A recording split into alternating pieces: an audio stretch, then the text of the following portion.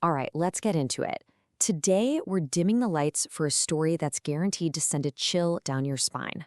We're talking about a terrifyingly haunted movie theater, a whole series of mysterious deaths, and a dark, dark secret that just refuses to stay buried. These words really set the stage for us. See, this isn't just your average ghost story. It's a tale about a hidden truth, a soul that can't rest, and a final, terrifying screening where justice is the main feature. So our story kicks off at the Sema Cut Theater. Now, on the surface, it looks like just another old movie house, you know? But under all that faded glamour, a really deadly pattern has started to emerge, turning this place of entertainment into an absolute house of horrors. Get this. 6. That's how many people have died mysteriously inside these walls in just the last 3 months. And officially, every single death has been ruled an accident. The stories were hushed up, families were paid off to stay silent. But the real question is, why? Well, pulling the strings is the owner, a man named Chandra Prakash Mishra. He's a powerful local politician with a not-so-secret past as a gangster. This is a man who has everything to lose and all the connections he needs to make problems and people just disappear. And suddenly, those so-called accidents start to seem a whole lot more sinister.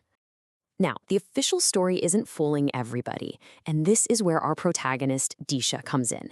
She's a paranormal investigator who believes that science, not superstition, is the key to unlocking the theater's secrets. And here's the catch. She only has one night to figure it all out. Now, Disha isn't your typical ghost hunter. Forget seances and Ouija boards. She's a modern investigator armed with thermal cameras, audio recorders, and a laptop. Her whole belief system is that if a presence really exists, it's going to leave a measurable energy signature. For her, every ghost is just a question that science hasn't answered yet. And the one thing she trusts? Data. Data she believes never lies. As soon as she gets there, the theater's terrified caretaker gives her this chilling warning. And this isn't just about a ghost. It's about a place that watches, that listens, and that holds a very dangerous truth. The threat here feels incredibly real. So, Disha gets access to the very heart of the mystery, Screen 3. She zeroes in on seat D23, the exact spot where the most recent victim died. This is ground zero. Her investigation starts right now. Her process is what's really crucial here. She's not just sitting around waiting for something spooky to happen. She's imposing scientific order on what seems like supernatural chaos. She sets up all her gear around seat D23, basically turning this haunted theater into her own personal laboratory. And you know what?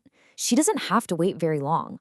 Almost immediately, her laptop flags a massive cold spot right at D23. The temperature just plummets from a normal 18 degrees Celsius down to a bone-chilling 4 degrees. I mean, this isn't a draft. It's a physical impossibility.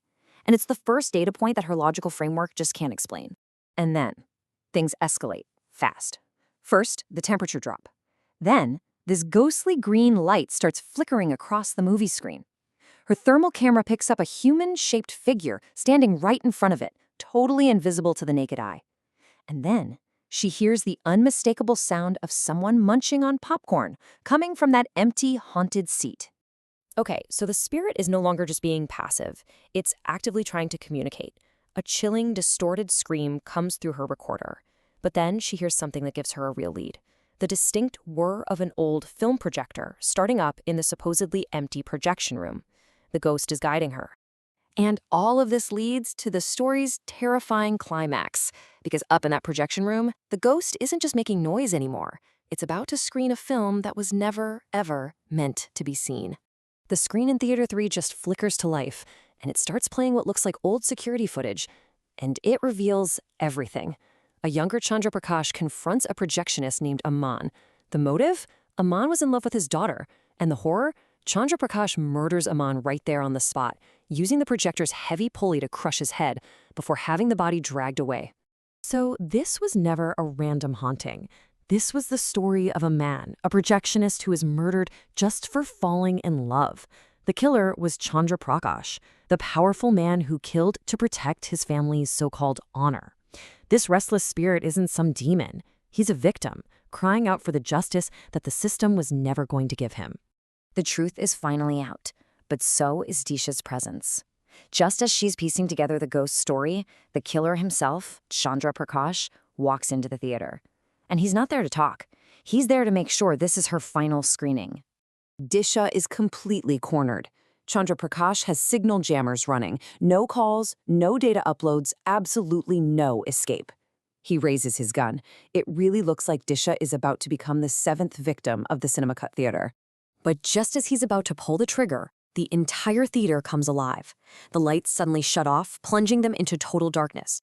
The speakers erupt with an ear-splitting shriek. The very entity she came here to investigate has just become her only hope for survival. And Amin has intervened.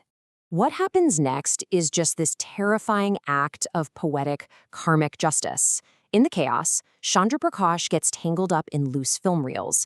They wrap around him, and they start dragging him towards the projector, the very same machine he used as a murder weapon. The instrument of murder becomes the instrument of justice, as he meets the exact same gruesome fate as his victim. After the horror finally subsides, Disha sees Aman's spirit one last time. But the anger and the torment are gone, replaced by a sense of peace. His story has been told, his murder has been avenged, he is finally free, and the haunting of the Cinemacut Theater is officially over. Which leaves us with one final haunting question to think about. Was this whole thing simply a vengeful spirit seeking justice? Or did the cinema itself, a place that records and replays stories for a living, finally decide to screen the one horrifying reel it had kept hidden for all those years?